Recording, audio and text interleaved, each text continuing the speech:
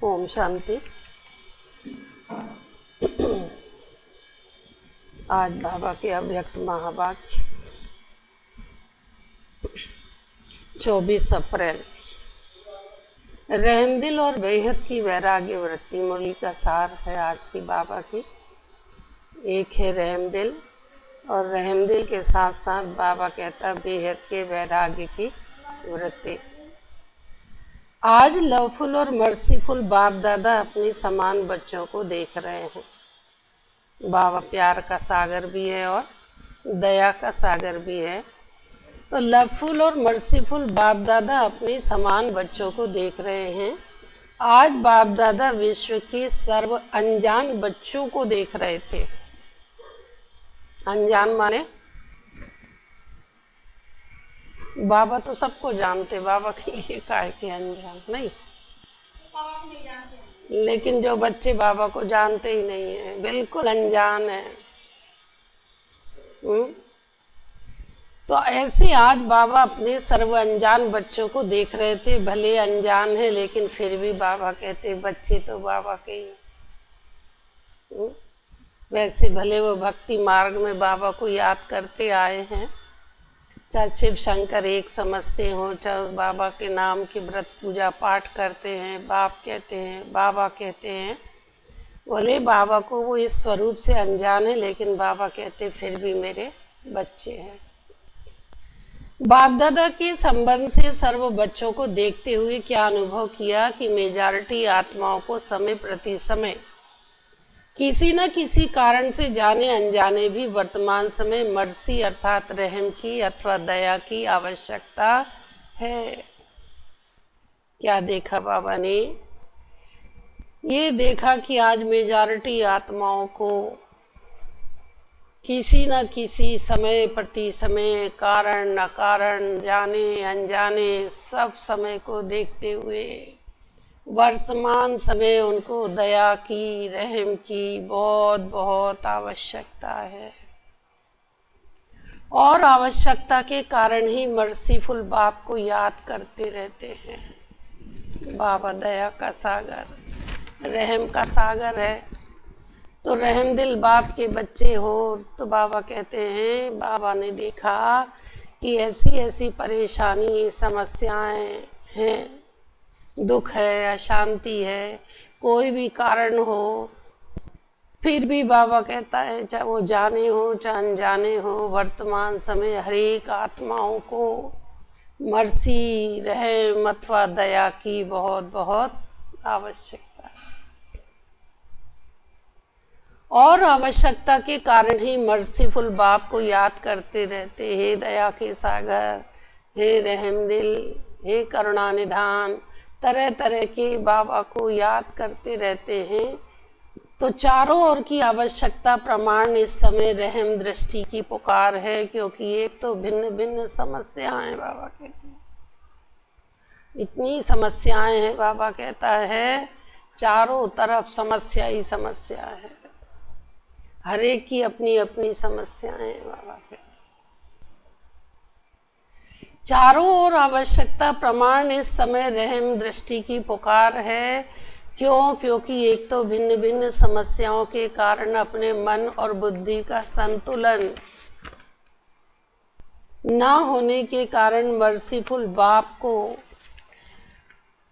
वह अपनी अपनी मान्यता वालों को मर्सी के लिए बहुत दुख से, परेशानी से पुकारते रहते हैं।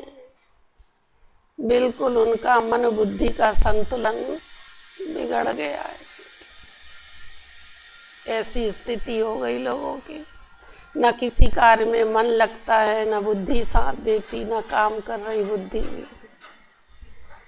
समस्या इतनी है, बाबा कहते हैं कि मन और बुद्धि भी संतुलित नहीं है।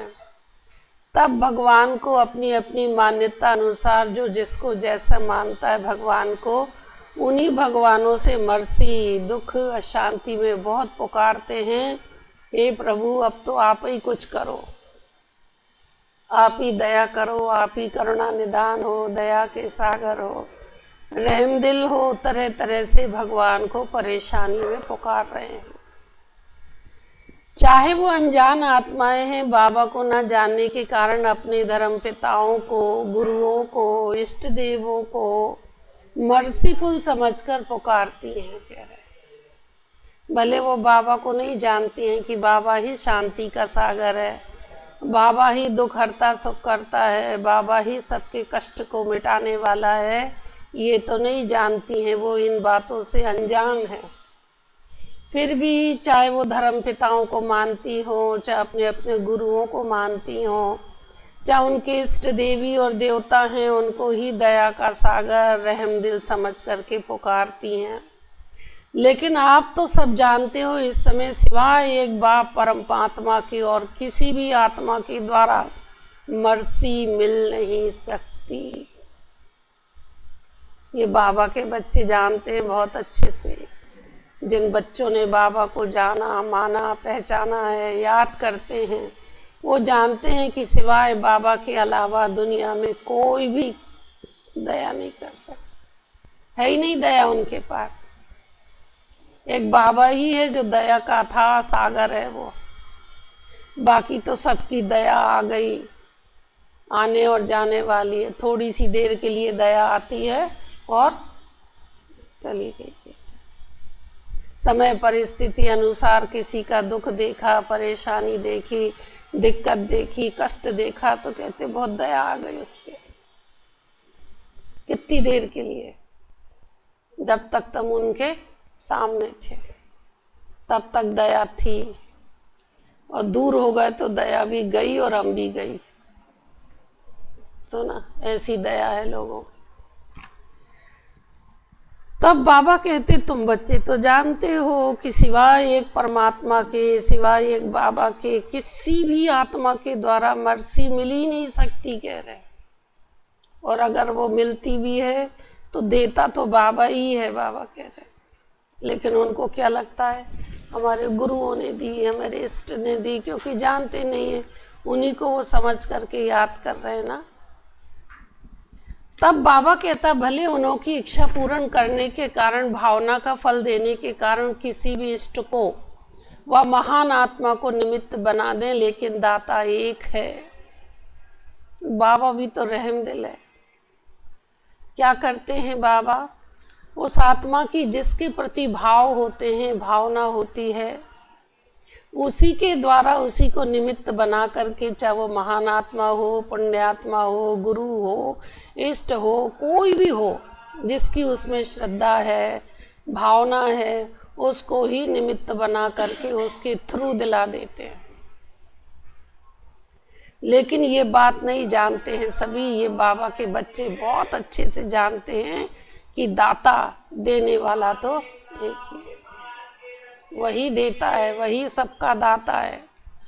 इसलिए वर्तमान समय के प्रमाण मर्सीफुल बाप बच्चों को भी कहते हैं, बाप के सहयोगी साथी भुजाएं आप ब्राह्मण बच्चे हो। फिर बाबा कहता है आप बच्चे कौन हो, आप ही तो मेरे साथी हो, आप ही मेरी भुजाएं हो, आप ही मेरे ब्राह्मण बच्चे हो जो बाबा का साथ देते सहयोगी बनते हैं। तो बाबा कहते तो जिस चीज़ की आवश्यकता है वो देने से प्रसन्न हो जाते हैं, आप भुजाएं हो बाबा की कहते हैं। तो जिसको जिस चीज़ की आवश्यकता होती है वो चीज़ उसको मिल जाती है तो वो अति प्रसन्न हो जाता है।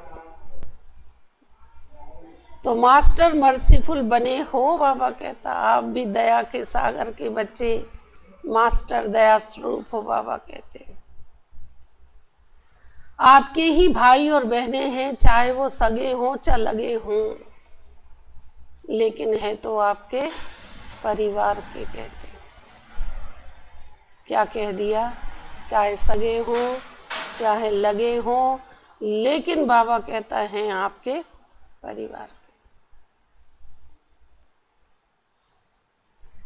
तो मास्टर मर्सीफुल बने हो। आज बाबा कह रहे हैं रहमदिल बाप के बच्चे तुम भी क्या बनो, रहमदिल बनो। तुमको रहम तो करना ही पड़ेगा, तुमको वो तो बहुत ऐसे हैं। तो बाबा कहते हैं अब वो चाहे तुम्हारे सगे हों चाहे लगे हों, परंतु तुमको हर एक आत्मा के ऊपर रहम करना ही है।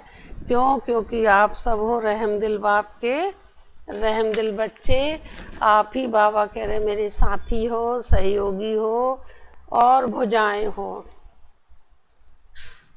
जिस चीज़ की जिसको आवश्यकता होती है वो चीज़ जब उसको दे देते हो तो वो अति प्रसन्न हो जाता है बाबा। तो मास्टर मर्सीफुल बने हो, आपके ही भाई बहनें हैं, चाहे वो सगे हों लगे हों, लेकिन है तो परिवार के। अपने परिवार की अनजान परेशान आत्माओं के ऊपर रहमदिल बनो। ये नहीं कि ये सिर्फ हमारे अपने हैं, सगे संबंधी हैं, रिश्तेदार हैं, लेकिन बाबा कहता नहीं बच्चे, चाहे वो अनजान हो परिवार से, चाहे वो सगे हो लगे हो, कोई भी हो, जब विश्व के कल्याण की कामना करते हो तो विश्व में सब आ जाते हैं, चाहे वो अपने हो चाहे पराए हो, सगे हो चाहे लगे हो। बाबा कहते हैं अपने परिवार की अनजान और परेशान आत्माओं के ऊपर रहमदिल बनो। लेकिन बाबा कहता है ये रहम है ना दिल से आना चाहिए। कैसे आए? दिल से। जब दिल से रहमदिल हो गए तब कहीं जाके कोई का प्रोग्राम हो। विश्व की अनजान आत्माओं के लिए भी रहम चाहिए और साथ साथ ब्राह्मण परिवार के पुरुषार्थ की तीव्र गति के लिए व स्व उन्नति के लिए रहमदिल की आवश्यकता है। बाबा ने कहा सारे ब्राह्मण परिवार के तीव्र पुरुषार्थ के लिए भी, स्व उन्नति के लिए भी, सगे हो लगे हो अनजान हो परेशान हो, सारी आत्माओं के प्रति दिल से रहम आए। कह रहे इस रहमदिल की आवश्यकता है स्व उन्नति के लिए। स्व पर जब रहमदिल बनते हैं तो रहमदिल आत्मा को सदा बेहद की वैराग्य वृत्ति स्वतः ही आती है। जो रहमदिल आत्मा होती है ना वो बेहद की दृष्टि वृत्ति वाली होती है, उसको बेहद की आत्माएं दिखाई देती हैं। स्व के प्रति भी रहम हो कि मैं कितनी ऊंचे से ऊंचे बाप की वही आत्मा हूँ और वही बाप समान बनने की लक्ष्यधारी हूँ। उस प्रमाण ओरिजिनल श्रेष्ठ स्वभाव व संस्कार में अगर कोई कमी है तो अपने ऊपर दिल का रहम कमियों से वैराग्य दिला देगा। आज बाप दादा यही रूहान कर रहे थे। कौन से? आपस में कर रहे थे, बाप और दादा की रूहान चल रही थी। ब्रह्मा बाबा और शिव बाबा आज आपस में रूहान कर रहे थे। सभी बच्चे नॉलेज में बहुत होशियार हैं। माँ बाप कभी चर्चा करते ना, तो ब्रह्मा माँ और शिव पिता आपस में बाप दादा बैठ कर के रूहान कर रहे थे। उस रूहान में क्या कह रहे थे कि हमारे सभी बच्चे नॉलेज में बहुत होशियार हैं। पॉइंट स्वरूप तो बन गए, लेकिन हर कमजोरी को जानने की पॉइंट्स है। जानते भी हैं कि ये होना चाहिए, ये नहीं करना चाहिए, ये जानते हुए भी पॉइंट स्वरूप बनना, और जो कुछ व्यर्थ देखा सुना और अपने से हुआ उसको फुल स्टॉप की पॉइंट लगाना नहीं आता है। ज्ञान में नॉलेज में तो बहुत होशियार हो गए, सब जानने लगे, बहुत होशियार हो गए हैं। हर कमी कमजोरी के को भी जानते हैं, उसकी पॉइंट्स को भी जानते हैं कि कैसे ख़त्म होगी। ये भी जानते हैं ये नहीं होना चाहिए, ये नहीं करना चाहिए, सुना, ये भी जानते हैं। पॉइंट स्वरूप बनना और कुछ व्यर्थ देखा सुना और अपने से हुआ उसको फुल स्टॉप की पॉइंट लगाना नहीं आता कि चलो ख़त्म करो बात। पॉइंट्स तो है, लेकिन पॉइंट स्वरूप बनने के लिए विशेष क्या आवश्यकता है? बाबा कहता है अपने ऊपर रहम और औरों के ऊपर रहम कहते हैं। बहुत गाया क्या, दुखियों पे रहम करो माँ बाप हमारे।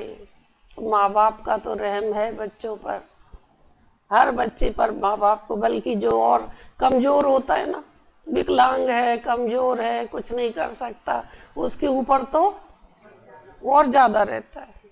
इसका कौन करेगा? सब जाओ बाहर, मेरे पास जो छोड़ दो, ये रहेगा मेरे पास। नहीं, उस पर विशेष ध्यान रहता है।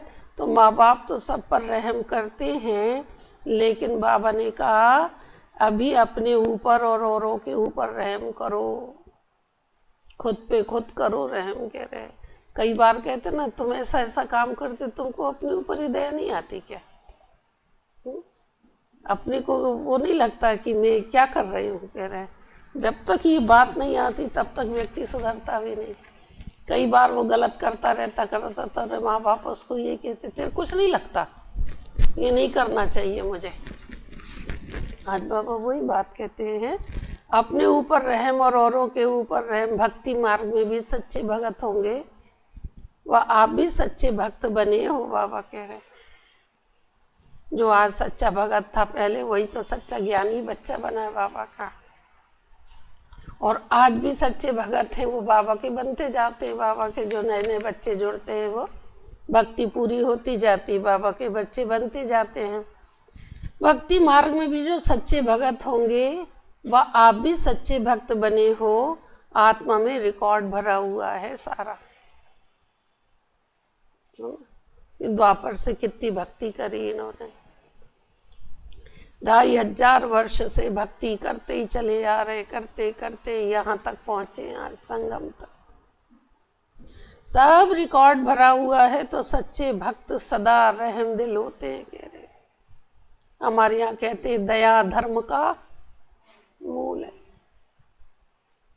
कोई धार्मिक हो, रिलीजियस हो, और उसके अंदर दया नहीं हो, रहम नहीं हो, तो कहता है तू धार्मिक है। कौन तेरे को कहेगा तू धर्म कर्म करने वाला?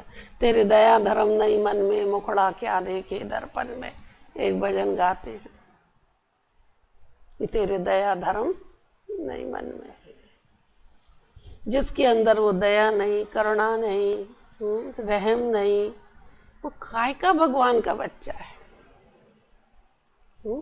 बाबा कहता भगवान के सच्चे भगत जो होते हैं ना, वो रहमदिल होते ही हैं। वो तो इतने रहमदिल होते हैं जिसको उन्होंने कह दिया साधु हृदय नवनीत समाना। इतने वो होते हैं दिल के, वो मक्खन से भी मुलायम होते हैं। मक्खन को तो फिर भी आंच दिखानी पड़ती तब पिघलता है, वो बिना ही आंच के पिघल जाते, सुन के ही दया आ जाती और रोने लगते हैं, आंसू भरे आते हैं उनके। ते रहमदिल होते, कहते उसका दुख सुन के ही मेरे को क्या हो गया। इतने संवेदनशील होते हैं कि जो उसको वेदना होती है ना, उस वेदना का वो अनुभव स्वयं करने लगते हैं। संवेदना जिसको कहते हैं, है ना, सुन के ही। तो कुछ हुआ है ही नहीं तेरे साथ, कह रहे मेरे को तो सुन के ही हो गया।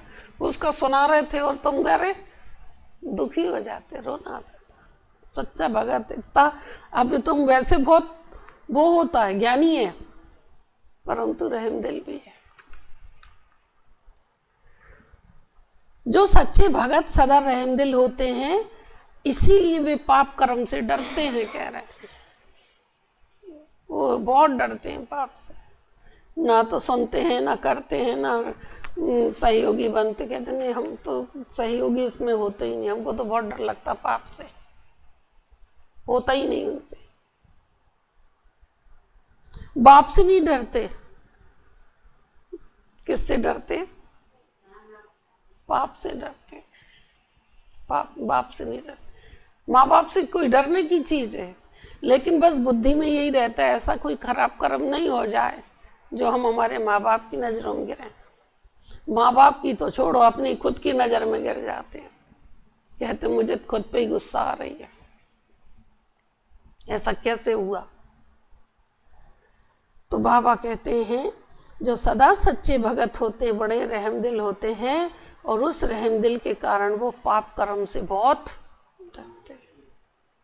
वो तो बहुत ढीठ हो जाते हैं, उनके अंदर तो रियलाइजेशन पावर खत्म हो जाती है। रियलाइज कराओ तब भी नहीं मानते, इतना बड़ा बड़ा पाप करते हैं, सजा भी मिल गई है फिर भी ऐसे चलते कि क्या किया हमने, सही किया। और ऐसे लोगों के सैकड़ों हजारों साथी बन जाते, नहीं नहीं सही कर रहे हैं वो लोग।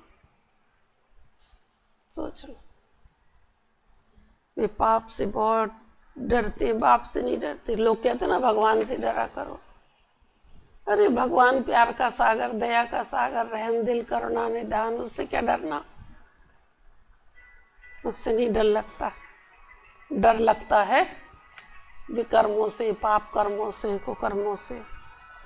इसलिए कई पाप कर्म से वो बचे रहते हैं, कह रहे। इसलिए तो ऋषि मुनियों ने क्या किया, उन्होंने कहा ध्यान रखना भगवान सब जगह है, वो देख रहा है।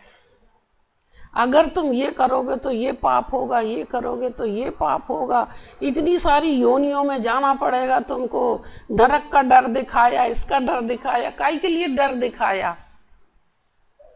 क्यों? क्योंकि जो सच्चे भगत होंगे, सच्चे बच्चे होंगे, वो ये कर्म करने से डरते रहेंगे। और यही हुआ ना, ये बात बचपन से घुसी हुई थी, अगर तुम बुरा काम करोगे तो ये बनना पड़ेगा। हम नहीं कर रहे ऐसा कोई काम, ऐसा ना हो कुत्ता बिल्ली सांप बिच्छू बन जा, तो ना।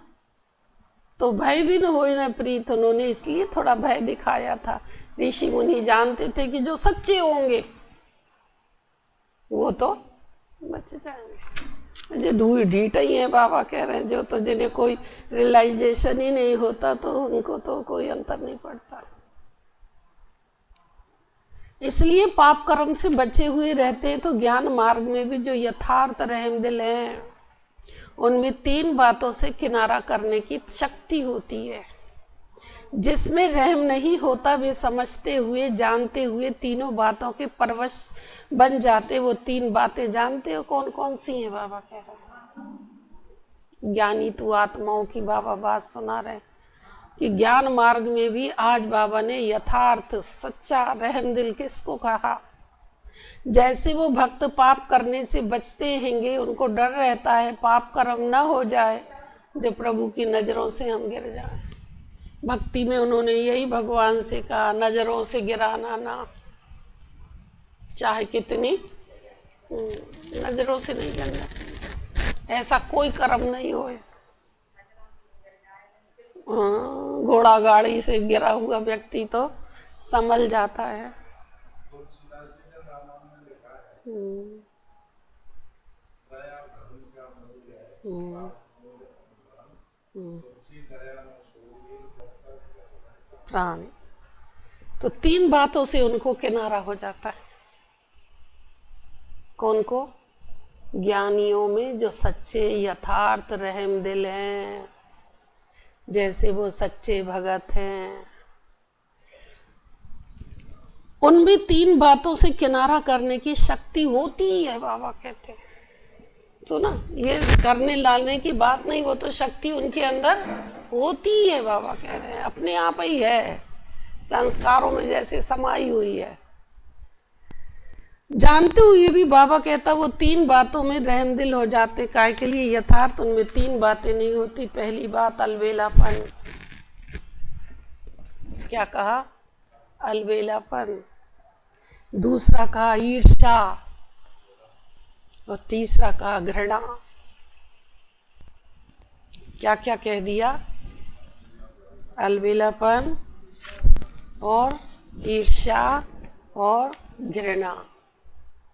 कोई भी कमजोरी व कमी का कारण 90% ये 3 बातें होती हैं। बाबा के कोई भी कमियां या कमजोरी का कारण 90% 3 बातें। और जो रहमदिल होगा वो बाप के साथी धर्मराज की सजा से किनारा करने की शुभ इच्छा रखते हैं। जैसे भक्त डर के मारे अलबेले नहीं होते हैं, सुना,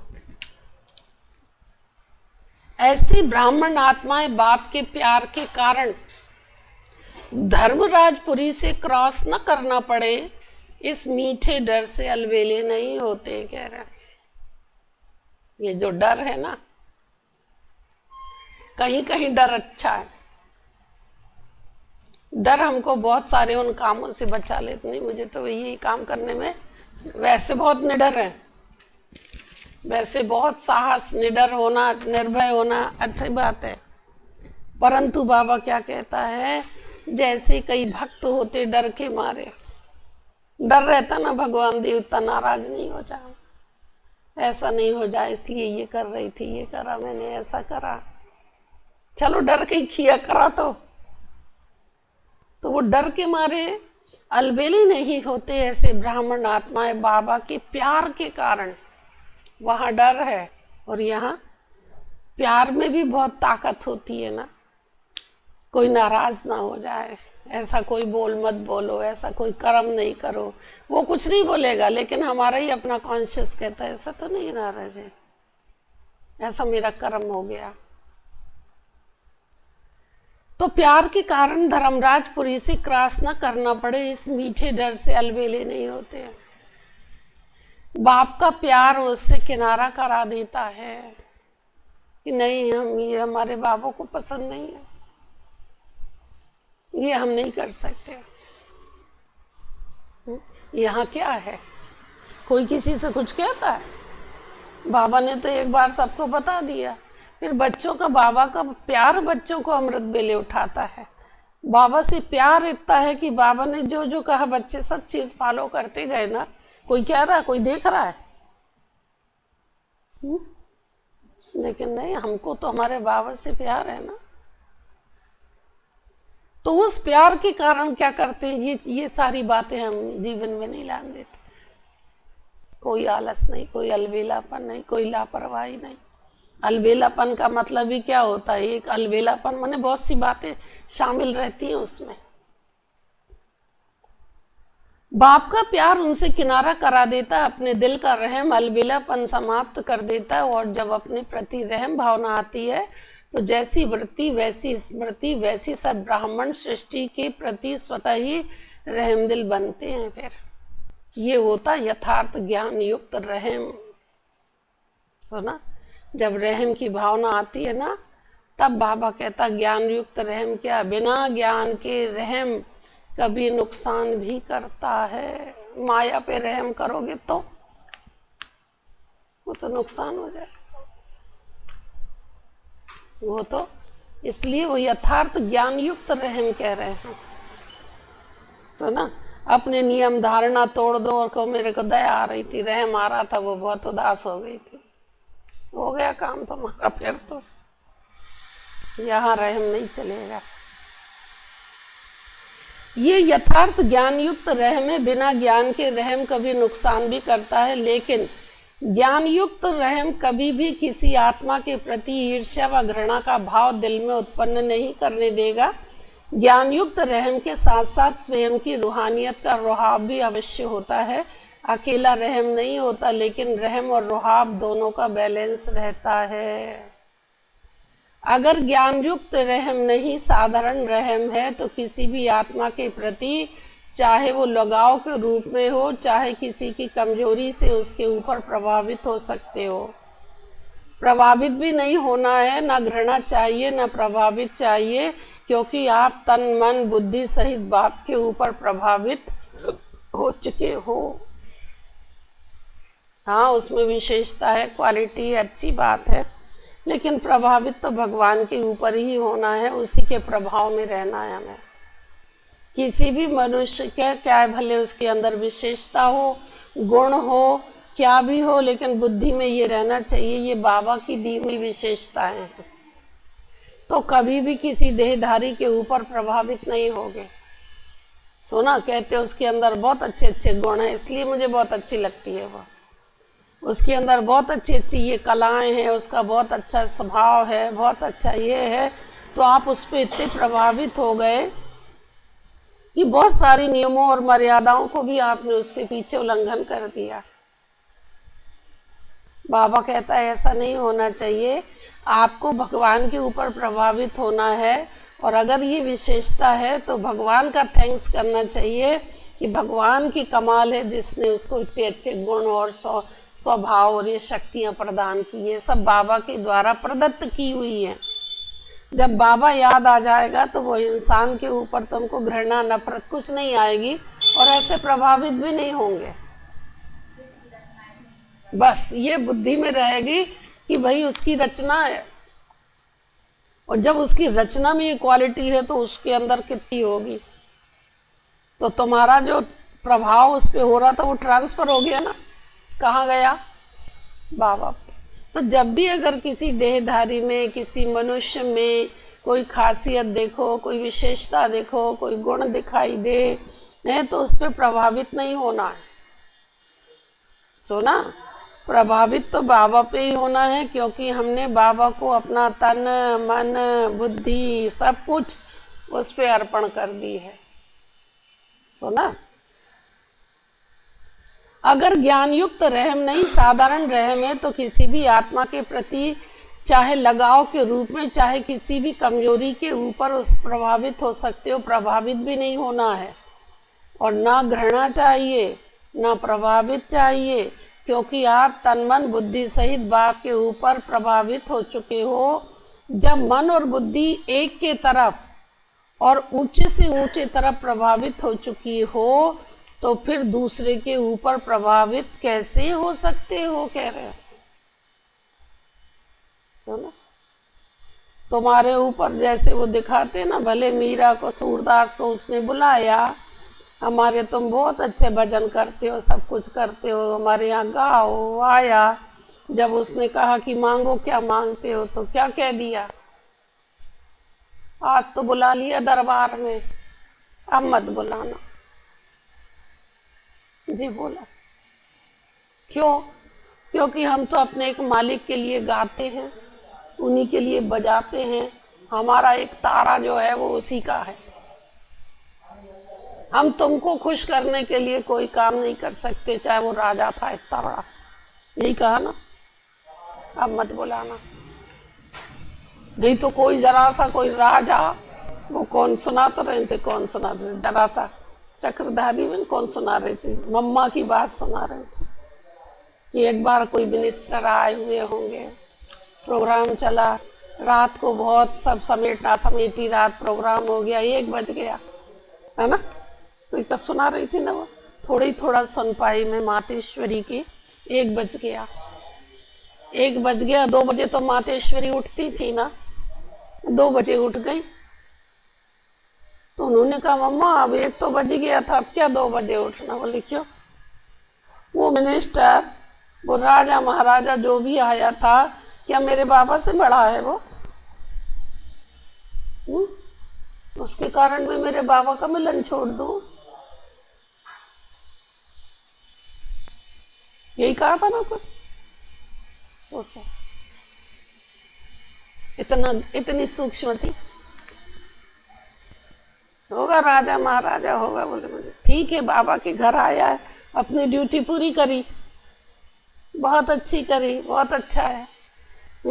कई बार प्रोग्राम में होता था, मम्मा से कितनी कितनी सेवाएं करके जाती थी ना, तो लोग बाग बहुत बड़ाई करते अपनी, और सब ऐसा प्रोग्राम हुआ तो ये हुआ तो वो हुआ, इतनी बढ़ाई मुंह से करते, बड़ी सभा में सुनाते रहते थे। मम्मा से बाबा कोई पूछता था, मम्मा वहां पर गए कैसा हुआ? बहुत अच्छा हुआ, बाबा ने बहुत अच्छा कराया, बस। और तो कुछ था ही नहीं ज्यादा। जहाँ तो इतनी बढ़ाई, इतनी बढ़ाई, इतनी बढ़ाई कि मैंने जो किया सो कोई कर ही नहीं सकता, हो जाता था ना ऐसा। वो ये होता है, बोले तुम वातावरण के प्रभाव में आ गए, वायुमंडल के प्रभाव ने घेर लिया तुमको, कोई व्यक्ति विशेष के ऊपर ही प्रभावित हो गए, कह रहे वही तुम्हारे लिए बहुत वैल्यूबल हो गया, तुम और सब भूल गए और बातों को। ये सब माता पिता के द्वारा नहीं हुआ।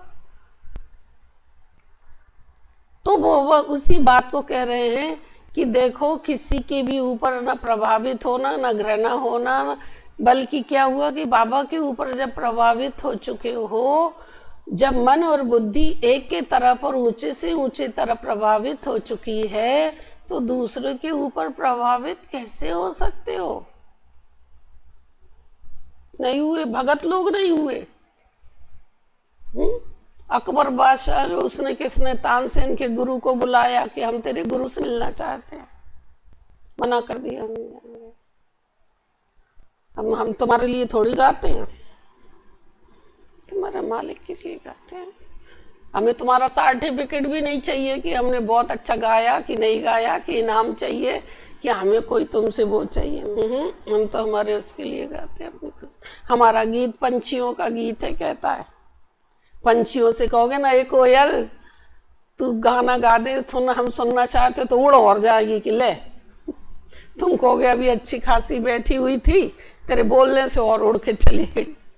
मर्जी से बोलती हैं, है ना, मर्जी से गाती हैं, कोई के कहने सुनने से नहीं गाते। तुम इतने में खुश हो जाते, तुम गा दो बहुत अच्छा गाया, तुम इतने में खुश हो जाते हो। तो वो भूल जाता ऊपर वाला कि तुम मेरे लिए नहीं गा रहे, तुम इनकी खुशियों के लिए कर रहे हो। वहां से तार टूट जाता है।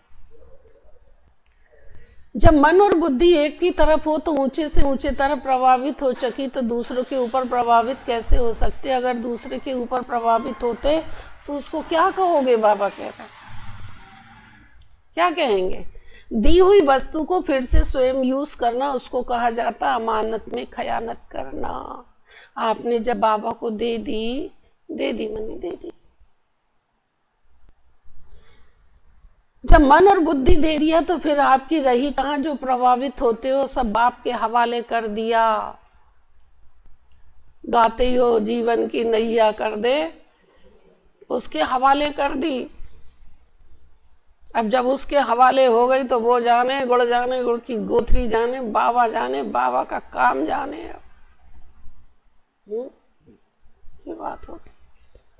जब बाबा के हवाले कर दी, या आधी आधी रखी है, आधी दी है, आधी रखी है, कहते हैं बाद में दूंगी आधी। आधा तो कर दिया, अभी आधा और रह गया। तो जितना दिया है उतना वो देगा, वो भी आधा रखा हुआ है अभी। इसलिए तुम्हारा जितना जितना उतना उतना उसका चल रहा है, कह रहा है वो तो लेन देन बराबर चल रहा है। मेरी तरफ से कोई देना नहीं, मुझे तो देने के लिए रखी है, लेकिन तुम्हारा चलेगा प्रोग्राम, तुमने आधा दिया तो फिर आधा ले लो। आधी रखी है, आधी दिए। जिन्होंने फुल दिए जरा वो हाथ तो उठाओ, बाबा कह रहे हैं।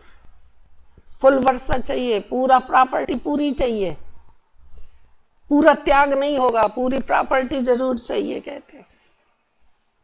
है ना। व्यक्ति पूरा लेना चाहता है लेकिन पूरा देना नहीं चाहता है। मैं कहाँ से दे दूंगा, तो मैं कह रहे मेरा तो लेना देना बराबर चल रहा। हाथ तो उठाओ, बाबा कह रहे जिन्होंने फूल दिए। देखो ब्राह्मण जीवन का फाउंडेशन, बाबा महामंत्र क्या, मन बना भव। तो मन बना भव नहीं हुए हो तो ज्ञान सहित रहमदिल आत्मा कभी किसी के ऊपर, चाहे गुण हो, चाहे सेवा हो, चाहे किसी भी प्रकार का सहयोग प्राप्त होने के कारण आत्मा पे प्रभावित नहीं हो सकती। किस किस पे, चाहे वो गुण रहे, बावन यथार्थ रहमदिल वाली आत्मा, वो किसी, चाहे गुण हो, चाहे सेवा हो, चाहे किसी भी प्रकार का सहयोग हो, वो आत्मा प्रभावित नहीं हो सकती, क्योंकि बेहद की वैरागी होने के कारण बाप के स्नेह सहयोग साथ इनके सिवाय और उसको कुछ दिखाई नहीं देगा। हर बात में बुद्धि में रहेगा बाबा, बाबा करा रहा ना इसके थ्रू, बाबा की महिमा। जैसे वो कह रहा था नाक की महिमा गा रही है, नथनी पहनी है, सुंदर नाक सुंदर नाक सुंदर नाक, सुंदर नथनी सुंदर नथनी। अरे जे नाक बनाई किसने है, उसकी भी तो महिमा गा। वो अंतर हो गया। अगर प्रभावित नहीं हो सकती, क्योंकि बेहद की वैरागी होने के कारण बाप के स्नेह सहयोग साथ इसके सिवाय उसको और कुछ दिखाई नहीं देगा, बुद्धि में आएगा ही नहीं। तुम ही से उठूं, तुम ही से सोऊं, तुम ही से खाऊं, तुम ही से सेवा करूं, क्योंकि तुम ही साथ कर्मयोगी बनूं, यही स्मृति सदा उस आत्मा को रहती है। ये अनुभव किया है, तभी तो कहते तुम्हारे साथ जाएं, तुम्हारे साथ आए, तुमसे खाएं, तुमसे बैठें, तुम्हारी सेवा करें। भक्त भगवान के लिए जिया, फिर हर कार्य उसी का कर रहा हूं। भले कोई श्रेष्ठ आत्मा द्वारा सहयोग मिलता भी है, लेकिन उसका दाता कौन? बाबा कहते सबके दाता कौन? तो वो कहते सबके दाता राम, वो दाता है। तो एक बाबा की तरफ ही बुद्धि जाएगी ना, सहयोग लो, लेकिन दाता कौन ये भूलना नहीं चाहिए। श्रीमत एक बाप की है, कोई निमित्त आत्मा आपको बाप की श्रीमत की स्मृति दिलाती है तो उनकी श्रीमत नहीं कहेंगे, लेकिन बाप की श्रीमत को फॉलो कर औरों को भी फॉलो कराने की स्मृति दिलाती है। निमित्त आत्माएं, श्रेष्ठ आत्माएं ये कभी नहीं कहेंगी मेरी मत पे चलो, मेरी मत ही श्रीमत है, ये नहीं कहेंगी। श्रीमत की फिर से स्मृति दिलाते, इसको कहते हैं यथार्थ सहयोग लेना और सहयोग देना। दीदी की दादी की श्रीमत नहीं कहते, श्री निमित्त बनते हैं, श्रीमत की शक्ति स्मृति दिलाते हैं, इसलिए कोई भी आत्मा के ऊपर प्रभावित नहीं होना। अगर किसी भी बात में किसी पर प्रभावित होते हैं, चाहे उसके नाम की महिमा हो, रूप की हो, व किसी विशेषता पर, तो लगाव के कारण, प्रभावित होने के कारण बुद्धि वहीं अटक जाएगी, कह रहे हैं। अगर बुद्धि अटक गई तो उड़ती कला हो नहीं सकती। अपने ऊपर भी प्रभावित होते हैं कई बार, दूसरे पे तो ठीक है बाबा कह रहे, लेकिन कई बार व्यक्ति अपने आप पे भी प्रभावित होता है। क्या कहता है, मेरी बहुत अच्छी प्लानिंग बुद्धि है, मेरा ज्ञान बड़ा स्पष्ट है, मेरी जैसी सेवा और कोई कर ही नहीं सकते, मेरी इन्वेंटर बुद्धि है, मैं बड़ा गुणवान हूँ। ये सब अपने ऊपर अपने आप पर ही प्रभावित नहीं होना। ऐसी विशेषता अगर है भी तो ये तो बाबा की दी हुई विशेषता है, जो बाबा ने भर दी हुई है। विशेषता है, प्लानिंग बुद्धि है, लेकिन सेवा के निमित्त किसने बनाया है? बाबा कह रहे मालूम था क्या कि सेवा क्या होती है, इसलिए स्व उन्नति के लिए यथार्थ ज्ञान युक्त रहमदिल बनना बहुत बहुत आवश्यक है। फिर ये ईर्ष्या घृणा समाप्त हो जाती है। तीव्र गति की कमी का मूल कारण बस यही होता है, ईर्ष्या या घृणा या प्रभावित होना। ये तीन बातें हैं जो हमको तीव्र पुरुषार्थ में या तीव्र पुरुषार्थ की गति में रोक लगा देती है, चाहे अपने ऊपर चाहे दूसरों के ऊपर। और चौथी बात और सुनाई, अलबेलापन, ये तो होता ही है, टाइम पर तैयार हो जाएंगे, ये है टाइम पर तैयार हो जाएंगे। ये है अलबेलापन। बाप दादा ने एक और हंसी की बात पहले भी सुनाई। क्या कहते बहुत से, चिंता मत करो ना, तो तैयार हो जाएंगे समय पे। ये भी ऐसा कह के क्या कर देते हैं, हो जाएगा हो जाएगा, और अलबेले होते जाते हैं। आज बाबा ने एक बात और हंसी की सुनाई। कौन सी? ब्राह्मण आत्माओं की दूर की नजर बड़ी तेज है और नजदीक की नजर थोड़ी कमजोर है। चेक कराते ना आंखों का, तो डॉक्टर से कहते पास पढ़ते नहीं बन रहा, जरा पास की नजर कमजोर, दूर की तो दिख जाती है, बहुत दूर का तो दिख रहा है। और कई क्या कहते हैं, दूर का दिख रहा है। तो किसी को दूर नजर नहीं आता, पास का दिखता, किसी को पास का नजर नहीं आता, दूर का दिखता है। वो चेक करता ना, तरह तरह के करता ना, फिर वो कहता इतना नंबर कमजोर है, वो चेक कर लेगा तुम्हारा। बाबा ने भी आज हमारी नजर का चेक किया। एक हंसी की बात आज बाबा ने पहले भी सुनाई है कि ब्राह्मण आत्माओं के दूर की नजर बहुत तेज है। आई समझ में? कौन सी नजर? दूर वाली तेज है, और नजदीक की नजर थोड़ी कमजोर है कहते हैं। इसलिए दूसरों की कमी जल्दी दिखाई देती है। दूर की नजर माने दूसरे की तेरी मेरी बुराई भलाई गलती कमी बहुत जल्दी दिखाई देती, दूसरे की खुद को नहीं दिखाई दे रही है। और अपनी कमी देरी से दिखाई देती है, यानी पास की नजर कम है और दूर की तेज है। दूर माने दूसरे की जल्दी दिखाई, खुद को नहीं दिख रही।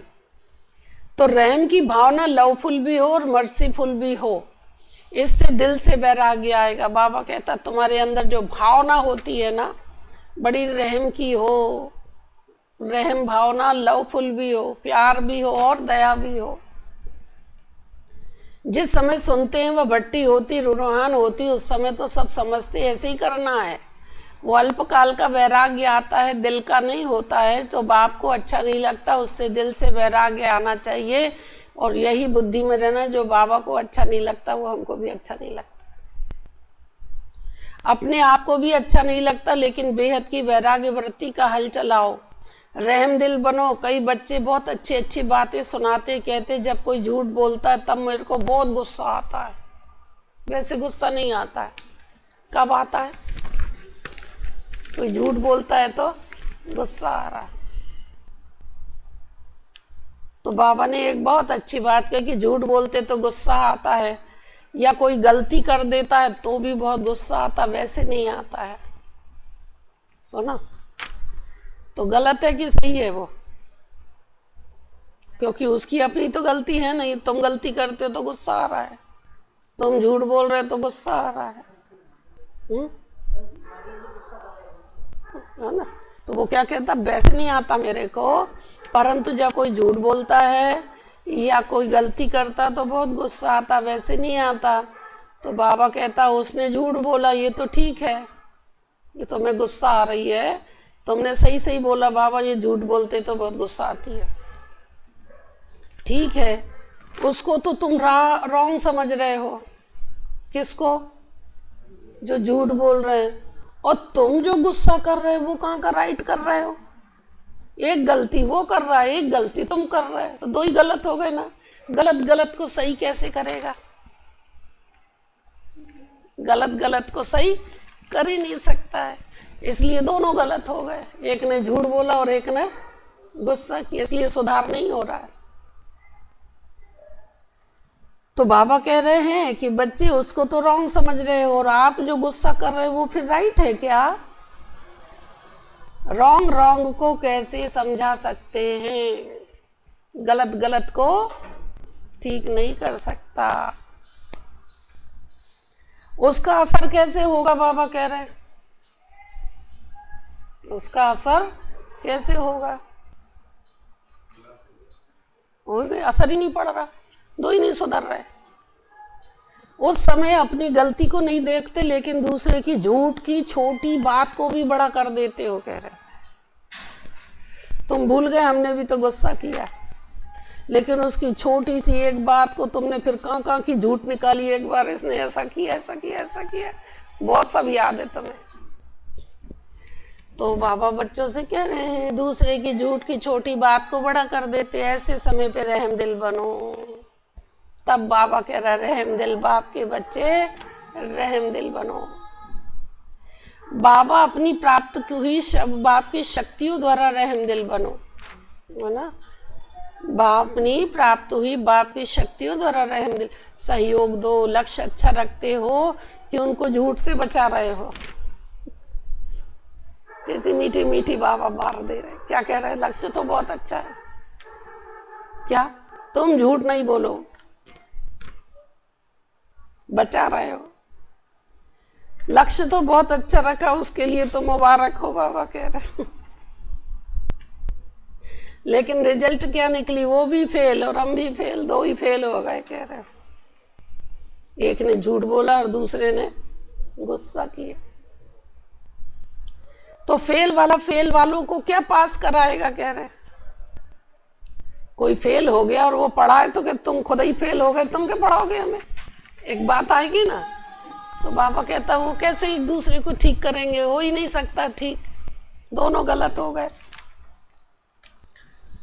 तो फेल वाला फेल को कैसे पास, फिर कई फिर समझते हमारी जिम्मेवारी है ना उसको अच्छा बनाना, आगे बढ़ाना। लेकिन जिम्मेवारी निभाने वाला पहले अपनी जिम्मेवारी उस समय निभा रहे हो या दूसरे की निभाते हो कह रहे हैं। जिम्मेदार आत्माओं से बाबा कह रहा, सुना क्या कह रहे हैं। तो बाबा कहता है जिम्मेवारी निभाने वाला पहले अपनी जिम्मेवारी उस समय निभा रहे हो या दूसरे की निभाते हो। कई निमित्त टीचर बनते हैं तो समझते छोटों के लिए हम जिम्मेवार हैं, इनको शिक्षा देनी है, इनको सिखाना है। लेकिन सदैव ये सोचो कि यथार्थ नॉलेज सोर्स ऑफ इनकम होगी, यथार्थ नॉलेज सोर्स ऑफ इनकम होगी। अर्थात अगर आपने शिक्षक की जिम्मेवारी से शिक्षा दी तो पहले ये देखो कि उस शिक्षा से दूसरे की कमाई जमा हुई, अर्थात सोर्स ऑफ इनकम हुआ या सोर्स ऑफ गिरावट हुई कह रहे हैं, ये देखना। इसलिए बाप दादा सदा कहते कोई भी कर्म करो तो त्रिकालदर्शी स्थिति में स्थित होके करना, आगे पीछे सोच समझ के करना, माने तीनों कालों को देखते हुए करना। सिर्फ वर्तमान नहीं देखो कि इसने किया इसलिए कहा, लेकिन उसका भविष्य परिणाम क्या होगा वो भी देखो। जो पास्ट आदि अनादि स्थिति ब्राह्मण आत्माओं की थी, अब भी है और आगे भी रहेगी, उसी प्रमाण है। तीनों काल चेक करो तो समझा बाप दादा क्या चाहते हैं। स्वोन्नति तो करेंगे लेकिन परिवर्तन क्या लाएंगे, चाहे महारथी हो चाहे नए हो। बाप दादा की एक ही शुभ आशा है, जितना चाहते उतना अभी हुआ नहीं है, रिजल्ट तो सुनाएंगे ना। बाप दादा अल्पकाल का वैराग्य नहीं चाहते, सदाशिव है, कोई भी कार्य कैसा चाहते हैं, सदा का, अल्पकाल का नहीं चाहते। बाबा को नहीं अच्छा लगता है अल्पकाल का, बाबा कहते हैं। बाप दादा अल्पकाल का वैराग्य नहीं चाहते, निजी वैराग्य आए। जो बाप को अच्छा नहीं लगता वो नहीं करना है, जो बाप को अच्छा नहीं लगता वो नहीं सोचना है और नहीं बोलना है। इसको बाप दादा कहते दिल का प्यार। अभी मिक्स है, कभी दिल का प्यार है, कभी दिमाग का प्यार है। माला का हरेक मणके के साथ समीप हो, स्नेही हो, प्रगति के लिए सहयोगी हो, इसीलिए तो माला रुकी हुई है। क्योंकि माला तैयार होना अर्थात युगल दाने के समान एक दो के समीप स्नेही बनना है। पहले 108 की माला बने तब दूसरी बने। बाप दादा बहुत बार माला तैयार करने के लिए बैठते हैं लेकिन अभी तक पूरी नहीं हुई है। मणका मणके के समीप तब आता है, अर्थात बाप उसको पिरोता तभी है जब उस मणके को 3 सर्टिफिकेट हो। पहला बाप पसंद, ब्राह्मण परिवार पसंद और अपने यथार्थ पुरुषार्थ पसंद।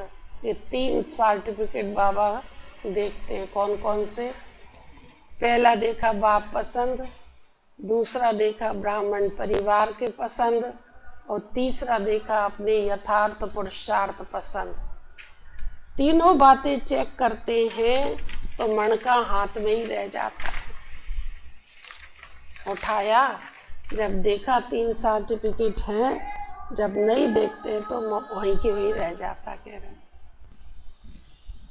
माला ही में नहीं आता है तो इस वर्ष कौन सा स्लोगन याद रखेंगे? त्रिमूर्ति बाप और विशेष तीनों संबंध द्वारा 3 सर्टिफिकेट लेना है और औरों को भी दिलाने में सहयोगी बनना है।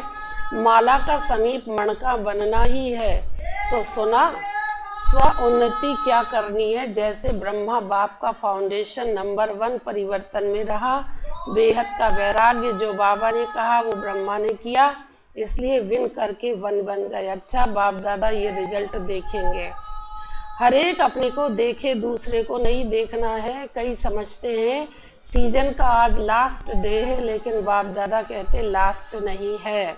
माला बनने का फास्ट सीजन का दिन है। सभी को चांस है। अभी माला के मन के पिरोए नहीं है, फिक्स नहीं हुए हैं।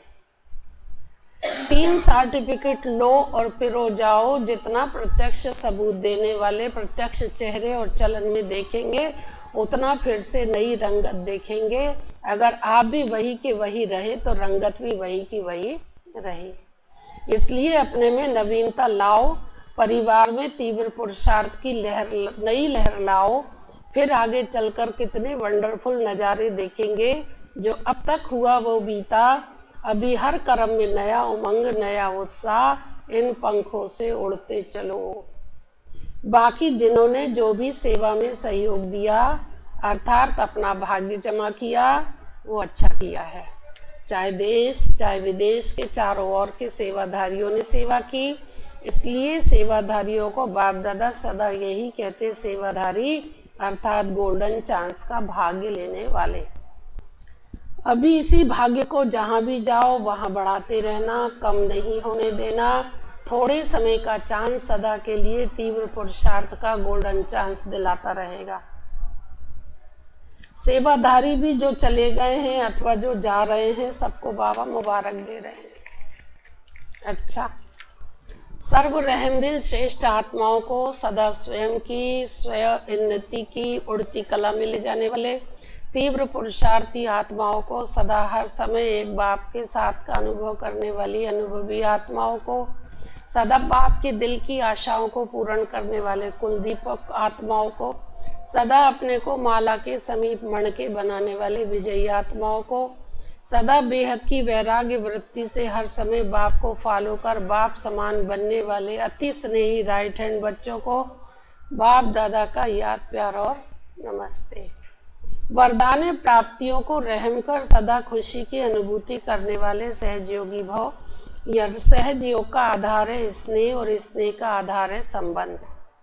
संबंध से याद करना सहज होता है, संबंध से ही प्राप्तियां होती हैं। जहाँ से प्राप्ति होती है वहाँ पर मन बुद्धि सदा सहज ही चली जाती है। इसलिए बाबा ने जो शक्तियाँ गुण और ज्ञान सुख शांति आनंद प्रेम का खजाना दिया है, जो भी भिन्न भिन्न प्राप्तियाँ हुई हैं, उन प्राप्तियों को बुद्धि में इमर्ज करो तो खुशी की अनुभूति होगी और सहजयोगी बन जाएंगे। आज का स्लोगन है, जो सर्व प्रश्नों से पार रहता है वही प्रश्न चित्त रहता है। जिसके प्रश्न नहीं, वही जिसके चित्त में प्रश्न नहीं, वो प्रश्न चित्त होता है। यह है आज की बाबा की रहम दिल और वैराग्य वृत्ति कि कैसा यथार्थ रहम दिल क्या होता है, किसको कहते हैं। आज बाबा ने इस बात पे बच्चों को बताया। ओम शांति।